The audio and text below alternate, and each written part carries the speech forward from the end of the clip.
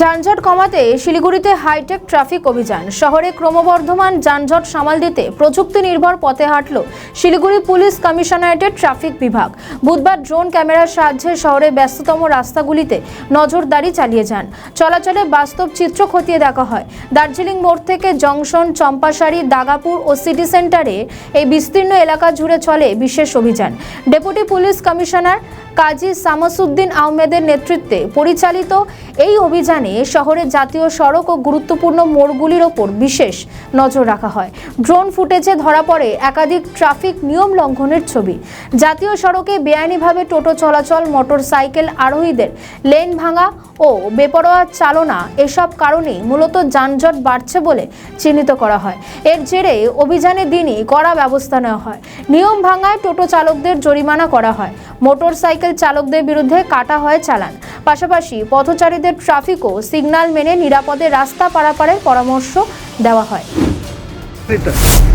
Actually আমি একটা overview নেওয়ার চেষ্টা করেছিলাম। আমাদের এখন শিলিগুড়িতে চারিদিকে রাস্তাগুলো অনেকটা বেটার হয়ে গেছে, তো শুধু কনস্ট্রাকশনের কাজ চলছে এই এলিভেটেড ফ্লাইওভারে।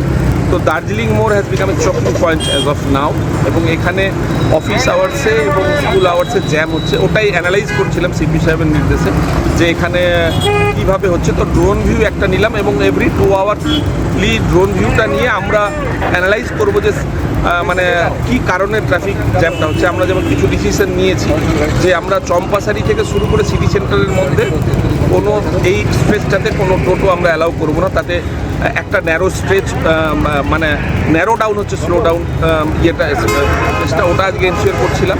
প্লাস আমরা কিছু গুডস ভেহিকেল এবং লোকাল বাস অপারেটরদের সঙ্গে কথাবার্তা চালাচ্ছি কীভাবে এটা করা যায়।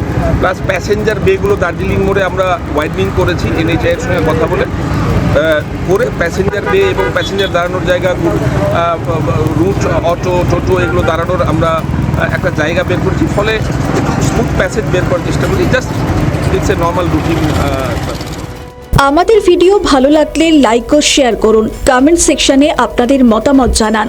আরও ভিডিও পেতে আমাদের চ্যানেলটিকে সাবস্ক্রাইব করুন এবং প্রতি মুহূর্তে খবরের আপডেট পেতে প্রেস করুন বেল আইকন।